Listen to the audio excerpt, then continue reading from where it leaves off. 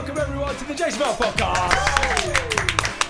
We are here in the heart of London, King's Cross. If you're watching this on YouTube, our JuiceTube channel, we are actually here at YouTube HQ. Imagine that. They have created a little bit of magic for us, and we are very honoured to have our first guest. It is the one and only, it's Nigel Richardson, everyone. Come on, round of applause, please. Now, for those, obviously, people thinking, Nigel Richardson? Who's Nigel Richardson? Just to give you a quick background before I start asking you some questions, Nigel, I didn't know who Nigel Richardson was either. I was literally days away from completing the Create Magic book. And then I was just looking at my Twitter feed and I saw this post from something called Secret Hampers. And it was just something to do with the NHS and providing doctors and nurses who are true magic makers in our world with hampers and just creating a bit of magic. So I got in contact with Nigel and I said, Nigel, this is like an amazing thing you're doing. And then next thing you know, we're talking on the phone. And we thought, do you know what you're doing, we thought, wouldn't it be lovely just to be different and have you as our very first guest, because you're out there and you are creating magic. And actually you're in the Create Magic book. So if you're watching this or listening to this after you've already read the book, you'll know he's in the Ripple of Magic chapter, is what he is. Actually, as we're recording this, even Nigel doesn't know this at the moment, so this is the first he said. So welcome, Nigel. And listen, give me a little bit of background about the secret hampers that you run. So how did that come about? Because I know that you said you were like redundant or whatever the case was. So I want to hear a little bit about that, and then the advert that essentially changed your life and has gone on essentially to change thousands of others. So basically what happened was, as you rightly say, I took redundancy from work. I managed to get a few more weeks off work. I said to my wife, look, before rushing back, it's the school holidays, can I just have some time out with you and the kids? So that's what we did, and I got some time back, got to know my family again. And then it got to September, filled out my CV, sent it off, and I was like, oh my God, I'm really scared about going back into the workplace because my CV is pushing me back to where I've come from, and I don't want to go back to that place again. I've done 20 odd years there and I really needed a change. And then during that summer, I tried to connect with the community. I was a counsellor for our local parish council, and we were getting some lottery funding from some church rooms. So I went out with a clipboard and just went out and met some neighbours and just worked out what people wanted to use the rooms for. And I come across this old guy, and he was on his own, and he's really quite lonely actually, and he had a sort of quite heartfelt story. And I ended up spending most of my day around his house chatting about the war and everything, and he just wanted some company. So instead of getting a list of 20, 30 or 40 names, I came out with one. And but in any case, fast forward a couple of months and I still not managed to find a job. And now I'm really starting to panic because I'm thinking I've got a mortgage, a wife and three kids. And I was sitting there one night, and it was the 23rd of December, and it was 10 o'clock at night, and an advert came on for the co-op. And it was where a young guy is in his flat with his mate. They go to the freezer to get some ice out, and they said, I've got no ice for the party. So one of them runs out the door, and he sort of sees his neighbour across the road, comes out of his shopper on wheels. And it's this old guy, and he looks down at the pavement, and it's all frosty, and then they start playing the bolero music, and someone skates past. And the old guy just shakes his head and goes back in. The next scene, you see the guy in the supermarket, and he remembers this guy, and he starts putting some groceries in a bag, and goes back and leaves them on the guy's doorstep, rings the doorbell and runs off. And the next scene, then you see the guy sitting in the window, it's all lit up, and he's having a nice hot cup of tea and a slice of cake. And that really resonated with me, and I thought back to my neighbour. And I just got up, went out the house, drove to Tesco's, filled up a bag of goodies, drove round to this guy's house, got out, put my foot in a pothole, up to my knee in a big freezing cold puddle. And when I knocked on this guy's door, put the groceries down and legged it back to the car, got in the car and drove home. Went in, absolutely like a drowned rat. And my wife says to me, goes, where on earth have you been? And I said, well, I've just done this thing. I said, I don't know what it is. I said, but I'm just... like a giggly schoolboy, just given me, and I felt like I'd got a purpose because I'd just been drifting for the last few months, not knowing what to do with myself. Then I thought, you know what, this feeling that I've just got is just so magical, and wouldn't it be great to be able to create that feeling for other people? Because as you say, you go onto the news, you open a paper, it's so negative all the time, and there's so much good out there. And I just thought, wouldn't it be amazing if we could create a platform for others to feel that feeling that I felt? Well, I remember the advert. I remember that Christmas ad, and it reminded me, of course, of this. Tony Robbins does this thing called Basket Brigade, has done for many years, and we hope to get Tony on our Create Magic podcast at some point, because of course he features in the book. And what that led to, when I saw that advert, I thought, I wonder if they were influenced a little bit by Tony Robbins. But actually, Tony Robbins essentially was influenced by somebody doing something for him, which was on Thanksgiving. Yes. And on Thanksgiving, when he had no money, he was only a child at the time, and somebody literally put down some groceries, and his mom and dad didn't want to accept some charity. But he remembers how that changed his life, and he vowed that day to be able to do that for other people. And he's ended up feeding nearly 1 billion people. Wow. But I wonder what the knock-on effect is. And in that moment, what I love about your story more than anything else is the moment. And I think any true conviction, true passion is in the moment. It isn't planned. It's where you have to get up. You feel it so powerfully that it's so rich. All of a sudden felt like you had a purpose again. And of course, in the book, in the chapter number 2, which is the Joey Tribbiani rule, which is there's no such thing as a selfless good deed, a true selfless good deed. Somewhere along the line, you're going to feel good. And of course, you did. You did it. But it's a win-win. I mean, of course, the guy feels good. I mean, did you ever connect with the guy afterwards? What? Not until today. Today? Yeah. As you're coming to this... Absolutely. I just felt... You've been serious? Yeah, absolutely serious. I thought it was the right thing to do today. I've seen the guy around in the village a few times, and I've seen him drive up and down. So he still never knew? No. Until today? No, not at all. And how long has that been? Well, this December, it'll be 3 years. 3 years? So 3 years ago...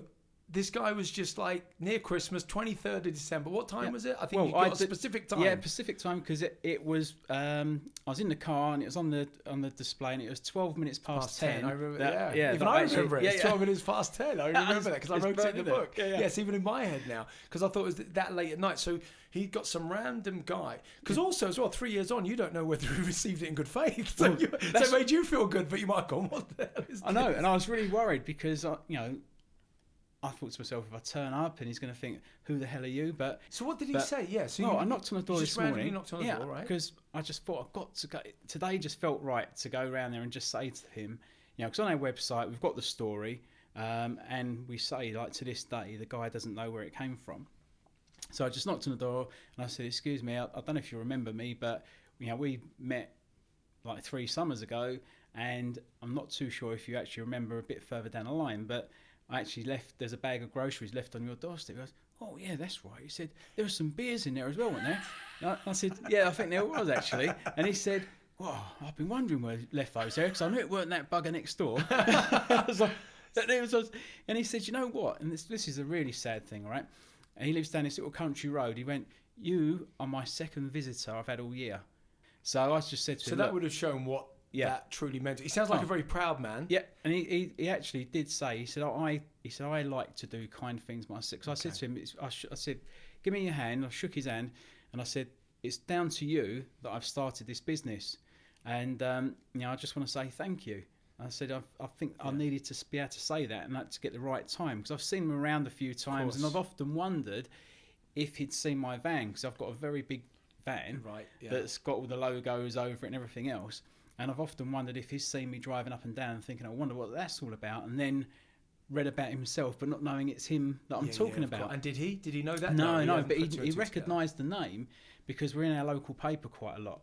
So I'm guessing he gets that, and he's seen that a few times. But I mean, it's a wonderful thing that kicked it off, obviously, and the fact that you're recording this today and you've gone and kind of closed that loop, which is really, really lovely.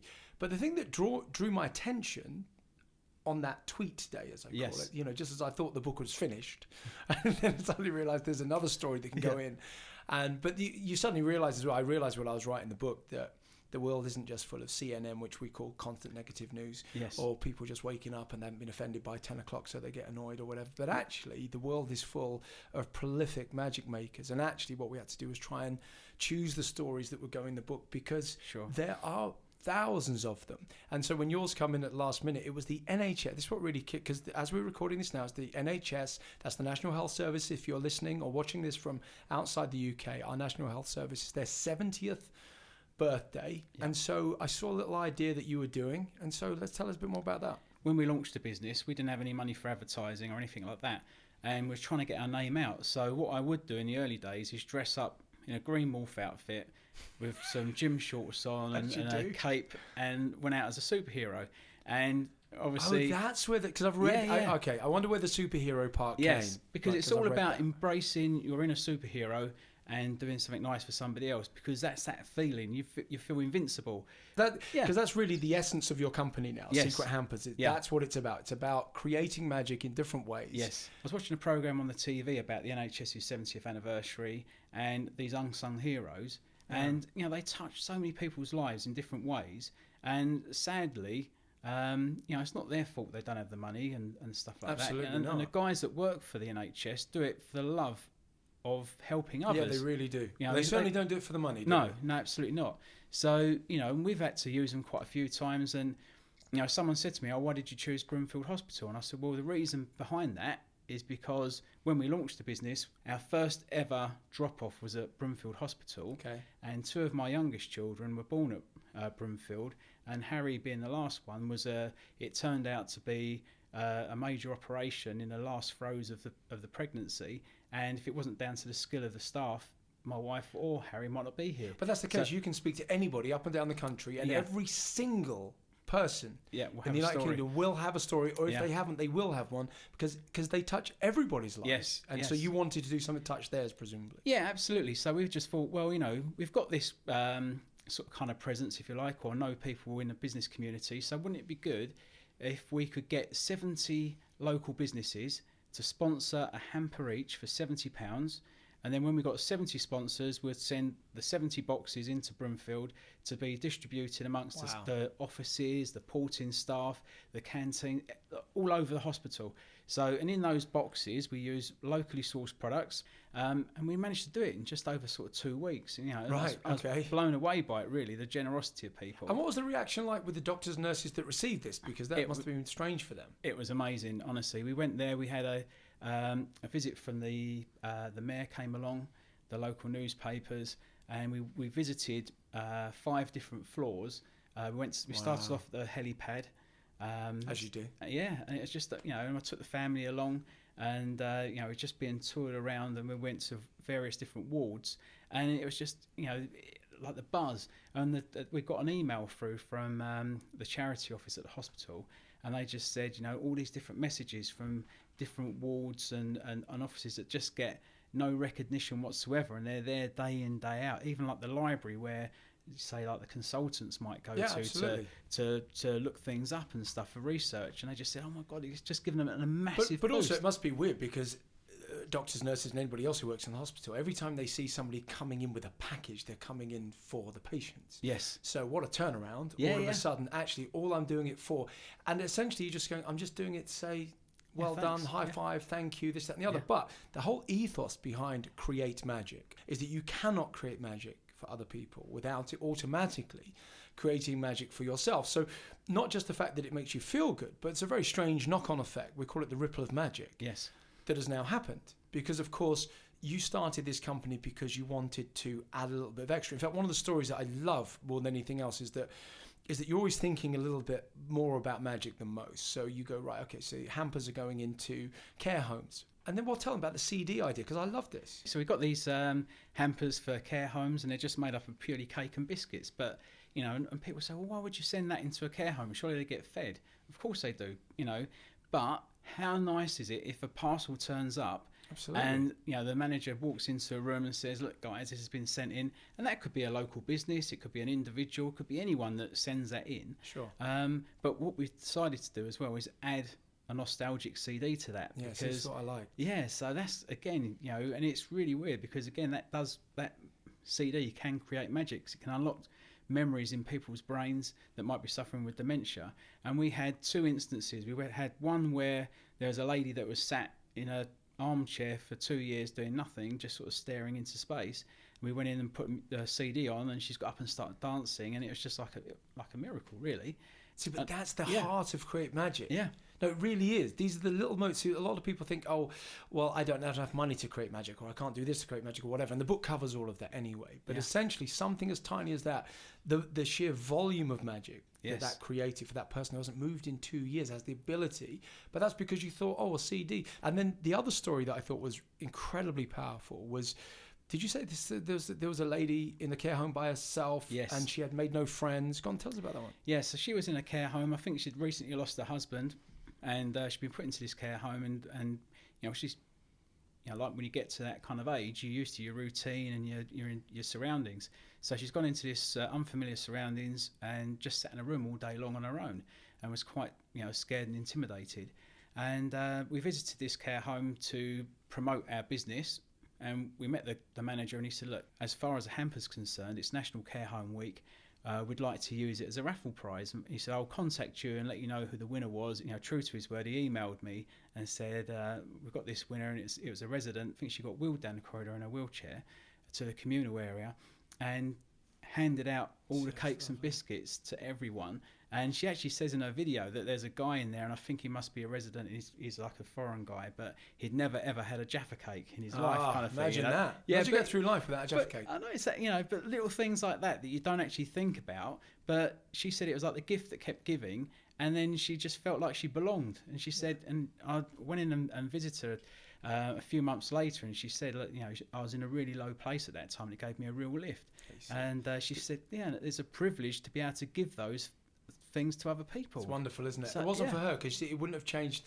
It changed her life by the mere fact that we had this knock-on magic of. Again, we come back to the ripple of magic. And one of the things that I really loved about the ethos of the business, your number one objective is to make a difference first. Yep. Make money second. And there's nothing wrong with making money. It's the world that we live in.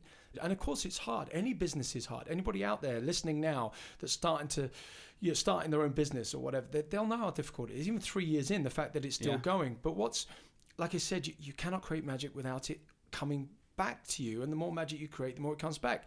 Now you find yourself, you're in a book, right? So essentially your company's in the book, but really it's you that's in the book, because it's your ethos. But essentially your business can't help but have a knock-on effect, because hopefully when people listen to this, is that they'll go, do you know what, can I get involved in the 70 because of course next year it'll be something else, and even though they might be listening to this not in the 70th year, but that doesn't mean you still can't surprise them in the 70th first year. No, it doesn't. You know not. what I mean? Do 71 hampers instead, or whatever the case is. There's always going to be a birthday every year. But hopefully the whole idea of this, the Create Magic book and the Create Magic podcast, or it's a Jason Vale podcast, but the series of doing this is simply so that anybody listening now, it just hopefully inspires them to go, do you know what? Whatever I'm doing, can I make a difference? There's a wonderful film, if you've seen it, but if you're listening, I do urge you to go and watch Mr. Holland's Opus. Now, it's Richard Dreyfuss. It's an old film. It's where his son is deaf, and he's constantly wants to do this big opus, and he never gets around to doing it. And towards the end of the film, it was like he never fulfilled his goal. He never really made the difference that he thought. That at the end, it's so moving. Bring your tissues. But essentially, he didn't realize the difference he's already making. Like, teachers make a difference, doctors make a difference, but we all do in some way. And you are clearly making a difference. And hopefully, after this podcast as well, and after the book, that actually it will just keep the business alive. The reason why I want to keep the business alive, because within your core, you want to create magic.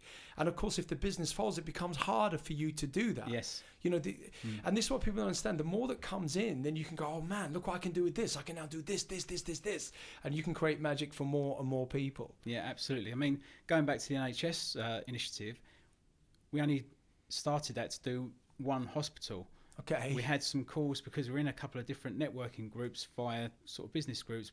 We were lucky to be chosen as a Small Business 100 participant last year. And we've had some people from that come back and say, oh, we'd like to, you do it in our area. It's an amazing thing you're doing. And the same with another group that we're in. So we've got 15 hospitals at the moment that are on the go. Wow. All the way from Newcastle down to Plymouth. And hopefully we'd love to be able to do a total of 70 hospitals, because that just completes Well, it. we can, and I hope that whether it's this year or next year, I'm hoping people listening to this will want to get involved in this. Yeah. There'll be some companies listening to this going, do you know what, actually as an initiative, this would be good. In fact, there'll be some people listening to this now that will say, the only reason why I'm listening to this is because I got a Create Magic book in my secret hamper. Because, of course, one of the things that we're doing, of course, is that I'm just obviously putting in free copies of Create Magic to all the hampers that we can do. And again, every time I say that, we're going to be getting some hampers ourselves and giving them away. Again, that sounds like, look what we're doing. But again, I revert back to the Joey Tribbiani rule in chapter 2. If you haven't read the book, you've got to read it. That literally says there's no such thing truly as a selfless good deed. There is an exception to that rule at the very end of the book, which is a very rare one. Again, if you don't, I'm not going to tell you what it is. You've got to read the book. That's just the way it is. But this wonderful, that's what I like, this wonderful knock-on effect. And there's no question. Let's take the lady who all of a sudden decided to go and hand the hamper around. That's lifted her spirits. Okay, now that means that she would have connected with somebody. That person that she's connected will go, oh my God, that's really nice. So what do you think they're going to do? Not in every case, but when you see that the art of living is giving, essentially, that's what it is, and gratitude is everything. I mean, it really is. That's what it is, to be grateful for what we have as well. And when you've got people like you out there in the big wide world creating magic, although it's not called that, but secret hamper I like, because you can send little secret hampers to people. And I hope people get on board. I mean, it's probably what you do, is just send a secret hamper to someone. Yeah. Just randomly. Like, if you're listening now, watching this on JuiceTube, then think, how can I create magic? It's a great question. Anyway, it's a question that literally I live by in business, in home life, relationships, everything. How can I create magic? So you might be listening now in your car, you might be on the train, you might be on the plane, you could be going somewhere, might be watching it at work or whatever. And you're thinking to yourself, how can I create magic for someone? And it may be, you might send them a written card, you might do this, or you might go, do you know what? I'm going to get a little secret hamper. Because presumably they can just go to you and say, I want this in it, that in it, this in it, whatever. Absolutely. And, if you want to, I mean, you can, the option is there to obviously send it anonymously. Yeah. Well, I was going to say, the clue's in the name there. Yes. Nigel, I think secret hamper. Yeah, yes. I mean, that's the whole point of that, is that it is a secret. In very much, we revert all the way back again to Tony Robbins when it was first left. There was a note from a friend. In fact, his book is called Note from a Friend. And the point is that you don't know who it's from. Yeah. And so it's every now and then we do stuff with the Juice Master Company, say from a juicy friend or whatever the case is. And sometimes you just think not everybody needs to know what's going on. And people will make up what they think you're doing or what you're not doing, anything else. The point is that as long as you can sleep at night, and I'm sure you can very well. Listen, Nigel, before we wrap up this, I want to just ask you, who would you say is your prolific magic maker? Who was your magic makers growing up? Well, it's a bit of a cliche, really, I suppose, because Richard Branson, really. That's not a cliche. I mean, but it's an easy one to pick. But purely because I think I was at an age where, when we saw that advert when he first picked up his first 747 and he pulled up to the petrol garage, slid back the window, and went, fill her up, mate. And things like that, you just think, oh my God, it's just amazing. But that's really weird, because at the time of recording this, you, of course, haven't read the Create Magic book, because it hasn't even gone to print at the time of recording this particular one. And so you don't know that Richard Branson's in the book. You don't know that Virgin, and I talk about his early adverts that are in the book. So it just shows it didn't just have a profound impact on my brain, but also, in fact, I say you can't look at the Virgin logo without smiling for some reason. How does he create that? But you can catch up on that with Richard Branson on a further podcast, because yes, he will be coming on. So watch this too. Yes, I know, Nigel, followed by Richard. Who knew? Well, yeah. Who knew? But yeah, so he's one of your magic makers, presumably in business, I guess. Yeah. And I think because it just, one of the things when I started up Secret Hamper as well was that one of his quotes is that if you're not making a difference in other people's lives, you shouldn't be in business. It's that simple. And that's one of his quotes. That. And I thought, if I want to start a business, I want to be making a difference. I want to be having a positive impact. I just don't want to be, and that's, I could have just gone out and started like an online gift site, if you like. Yeah, of course. And just disappeared into the ether.